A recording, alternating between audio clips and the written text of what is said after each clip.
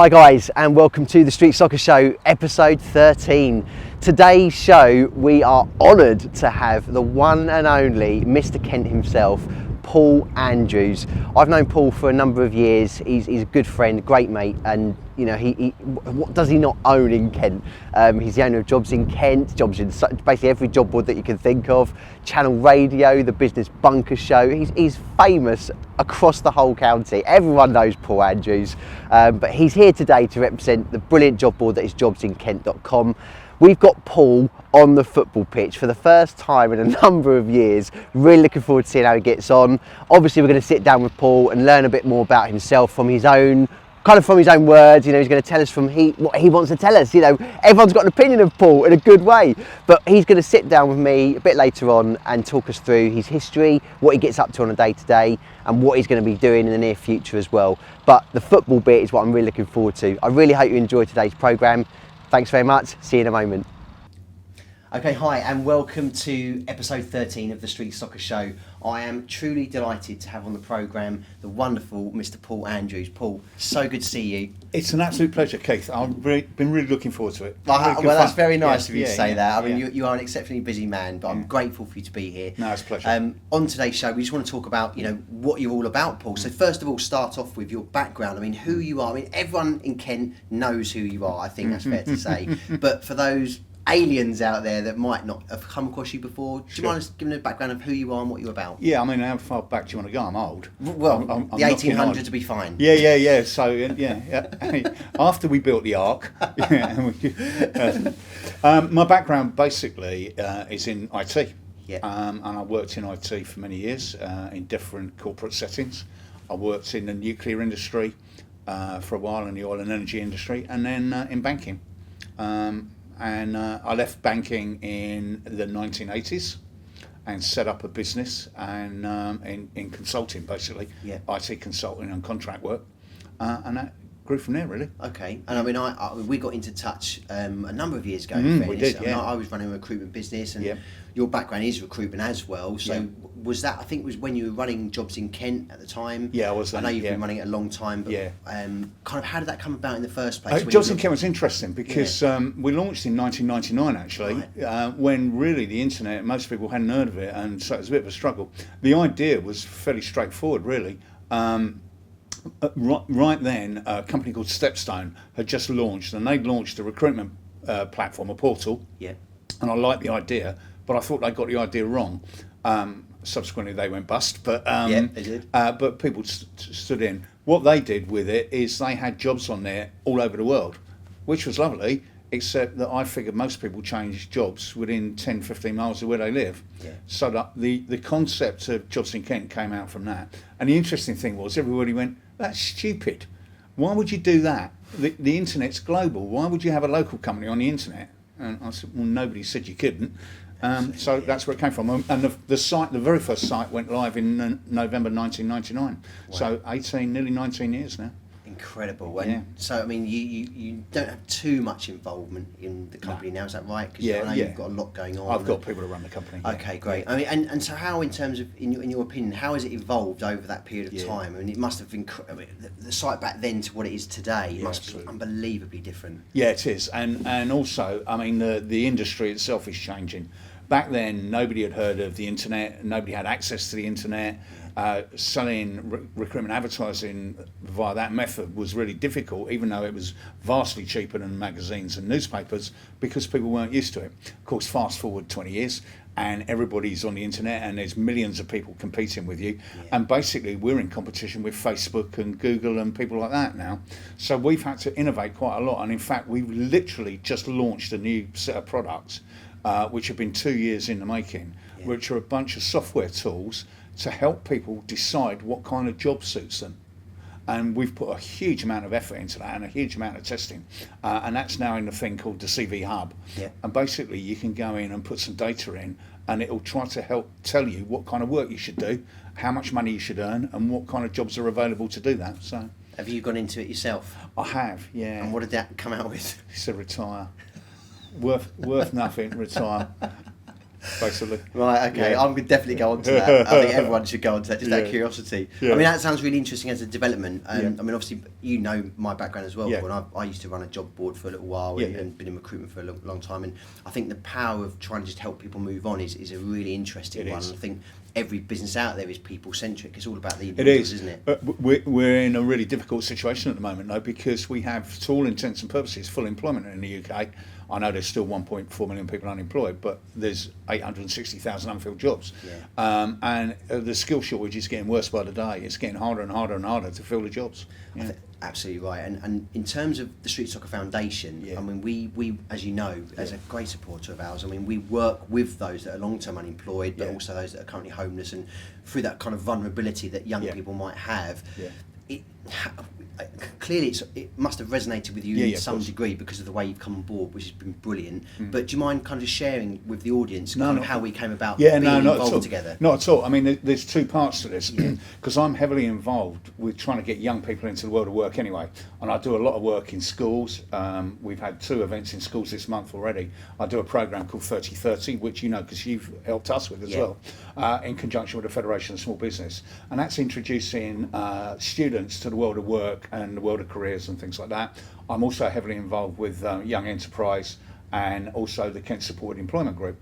So I've done a lot of different things with young people coming into the world of work. So I think it's really important that we get young people ready for work and help them find the jobs, because the jobs are there and we just need to get young people into them. And then when you came and told me about your ideas for this, I just thought it was fantastic. What a brilliant idea.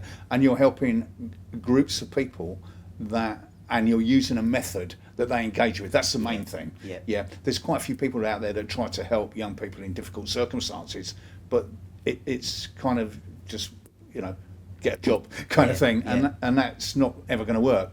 Whereas focusing it around soccer and sport has really given it a focal point and got people absorbed and interested in it, and I think that's really great. Thank you so much for that. Yeah. And in terms of, I mean, you've interacted actually today when we recorded this programme with one of our young ambassadors. I mean, how, he's come through the course. I mean, how did you find him on a serious level? I mean, when he came to us week 1, he's a completely different person now. Yeah, I mean, sure. how did you find him? Yeah, I'm sure. No, they're really great. All the ambassadors are really great.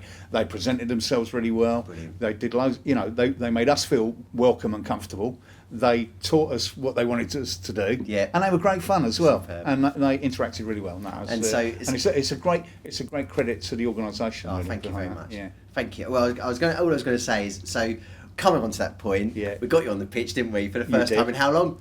The last time I played football in anger was about 4 years ago. Yeah, and then I actually retired from football 22 years ago. Okay. Yeah. That's almost a quarter of a century. Yeah, I know. Give or take 1 or 2 really bad comebacks. And then a couple of years ago, I played in a tournament in Sevenoaks, in a charity tournament. Right. And that was it, really. Yeah. Okay. So. And the problem is, the interesting thing here is, and the last time I played, my sons watched me. Yeah. And both my sons are sportsmen. My eldest son was a National League hockey player. And Stu was at the Chelsea Academy when he was younger. And the fact is, they're standing there watching me, and they go, "The trouble with you, Dad, is you know how to play football. You just can't. You can't keep up. You can't do it anymore." And that's true, because your mind knows what to do, but your body just won't do it. Your body just refuses. Yeah. Well, I think you did. Well, actually, before I give my comment, shall we see how you got on with the challenges? Yeah, let's do that. I think let's do that.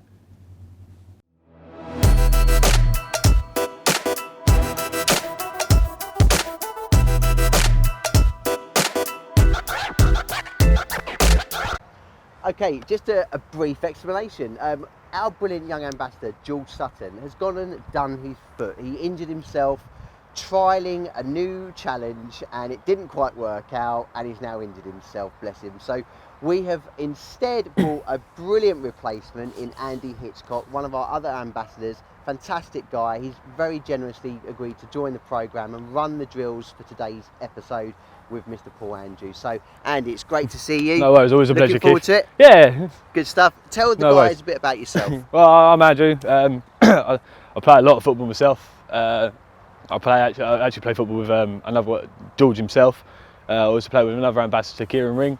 play quite regularly. And stop there. So basically, that what he's just told you already tells you he's brilliant at football. Paul's got absolutely no chance whatsoever. So I'm really, really looking forward to what he's got in store for Paul. I wouldn't go that we'll far. see what's going to happen later on in the programme. Okay, here we are, the best bit of the show in my opinion, the fun football drills. Really looking forward to this. I have got the one and only Mr. Paul Andrews. I can't believe I've got him in a pair of shorts. It's blinded my eyes, but we're going to see it. Paul, come on to the show. How you doing? All right, Good mate. to see you, mate. Really good to see you. Look at the state of this, I should say. No, I'm only joking. Paul, really good to see you. Are you looking forward to it? Are you looking forward to this? Yeah, I had to get them out of a cupboard. Right, have you got? Do you know what's in store for you? I don't, I haven't got a clue. Perfect, that's exactly what we want on the programme. Paul's got no idea. He's going to be set some challenges by a brilliant ambassador of ours. Today's programme, we've got Andy Hitchcock. Andy, hello pal, how are you? Not too bad. Good to see you. Right, I'm going to hand over to you. This is Paul. Hi, Andy. Nice to meet And he's going to explain what we've got ahead for us. Well, I'm delighted to be here on episode 13. My drill for today would be serving headers from the edge of the 6-yard box, 2 from each side. Someone's just going to throw it up, just going to try and head it into the goal as best as you can to try and beat the keeper. Good luck.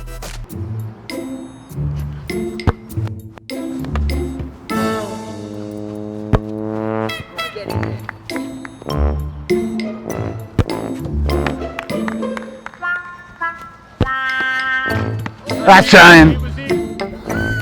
It was in, yeah. VAR, please.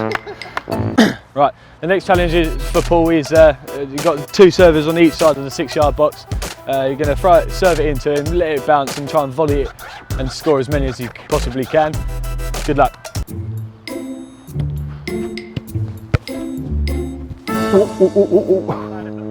Hold on. Well. Yeah.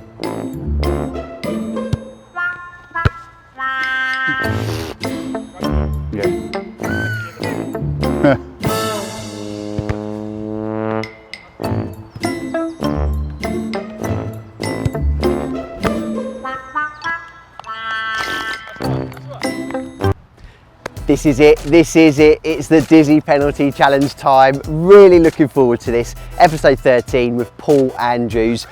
Everyone knows what we do by now, but this is a surprise for our employer supporters. So Paul wouldn't have known that we were going to be doing this.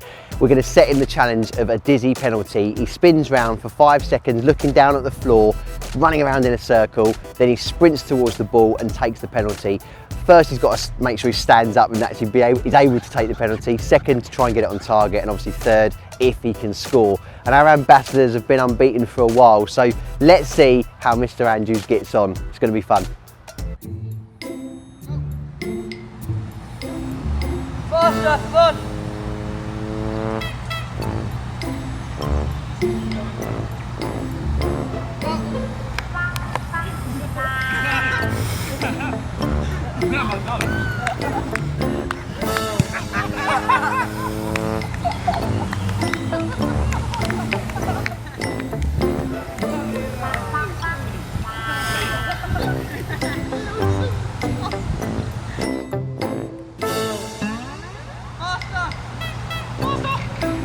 Faster!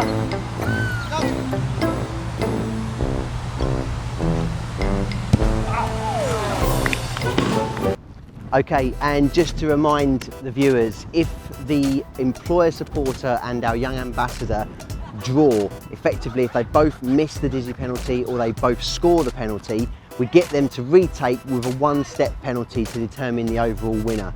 So that's if it's a sudden death situation. So both miss or both score, they take a 1-step penalty to determine the overall winner.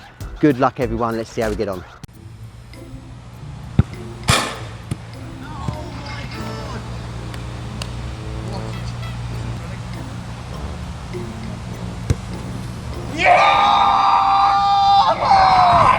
Okay, I actually feel quite bad having seen that, Paul, because you did pull up briefly and I saw you stretch your quad out. What happened there?